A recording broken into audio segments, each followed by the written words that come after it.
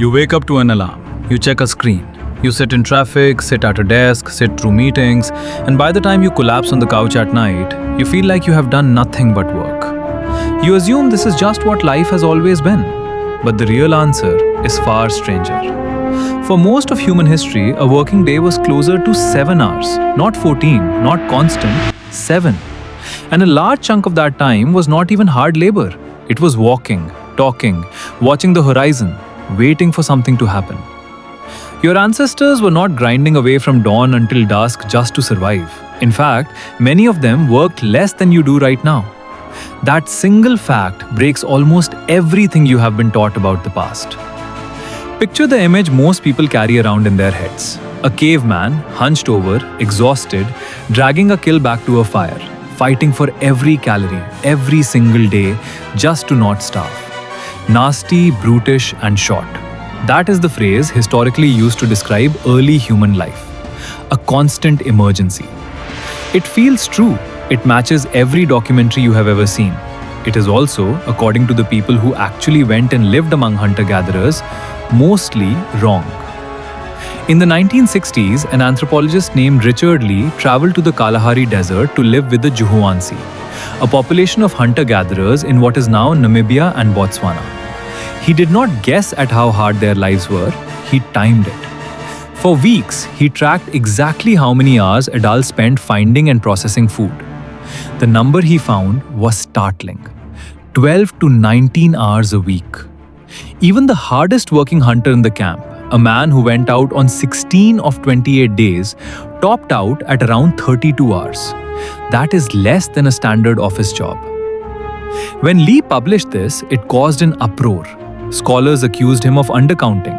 So later, he recalculated, this time including food processing, tool repair, and chores back at camp. The number rose, but only to around 40 hours a week. Still in line with a normal modern work week for people living without supermarkets, without refrigeration, without any of the infrastructure you rely on every single day. How is that possible? Here is the part that should really stop you. The desert your ancestors might have lived in was not gentle.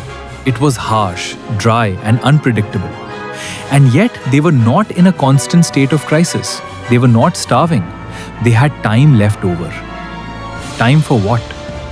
Time to sit, time to talk, time to tell stories around a fire that had nothing to do with survival at all.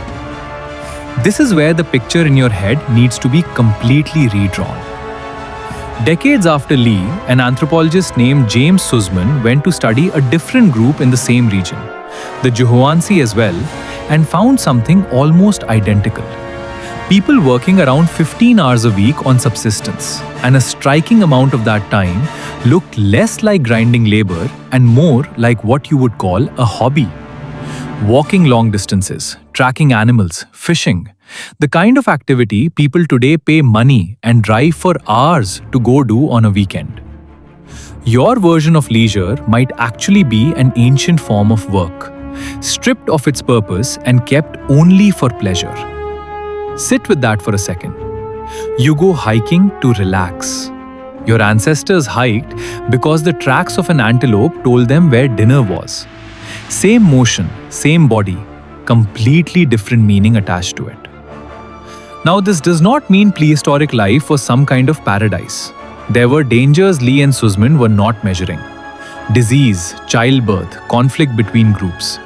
Life expectancy that, on average, was much lower than today, often because of high infant mortality, not because adults dropped dead at 30. If you made it to adulthood, you had a real shot at living into your 60s or beyond. But the day-to-day grind, the thing that defines so much of your modern stress, was not nearly as constant as you assume. So what changed? In 2019, a researcher named Mark Dyble led a study published in Nature Human Behaviour, living for 2 years with the Agta, a population in the northern Philippines. Some Agta communities still hunt and forage. Others have shifted toward farming. Dyble's team tracked hundreds of people across both lifestyles, recording what they did hour by hour for 2 full years. The foragers worked around 20 hours a week outside the camp. The farmers worked around 30. Farming did not buy people more free time. It took free time away.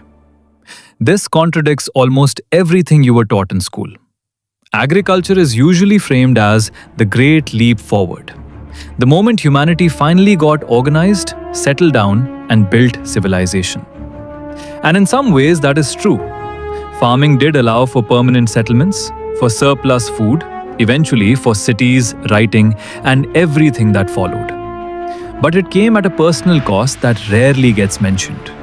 More hours, more repetitive labor, less time simply existing. And there is a detail in Dyble's data that lands even harder. The people who lost the most leisure time when a community shifted to farming were women, pulled away from flexible domestic routines into the rigid demands of fieldwork on a schedule set by crops and seasons, not by their own bodies. The transition that supposedly civilized humanity also, quietly, took something away from half the population first. You inherited the result of that trade. Every clock you check, every calendar notification, every sense of being perpetually behind traces back to a decision made roughly 10,000 years ago to plant seeds instead of follow herds. Here is where it gets personal. Your brain did not evolve for a 40-hour work week behind a screen. It evolved for a life with long stretches of unstructured time, broken up by short bursts of intense activity, like a hunt or a harvest, followed by rest, storytelling, and social connection. That is not a guess. It shows up in how poorly modern humans handle prolonged, low-movement, socially isolated routines. Burnout is not a personal failing. It might be a mismatch between an ancient nervous system and a deeply unnatural modern schedule. You were not built for back-to-back meetings. You were built for variable effort. Work hard for a few hours, then stop completely. Does that mean you should quit your job and go live in the desert? No. That world had its own brutal trade-offs, and most of them are not on the table anymore for almost anyone alive today. You cannot simply opt out of agriculture, money, or modern medicine, and you probably would not want to if you fully understood what you would be giving up alongside the leisure time. But you can notice the shape of the mismatch. The next time you feel guilty for resting in the middle of the day, remember that rest was not a reward your ancestors earned after hitting a quota.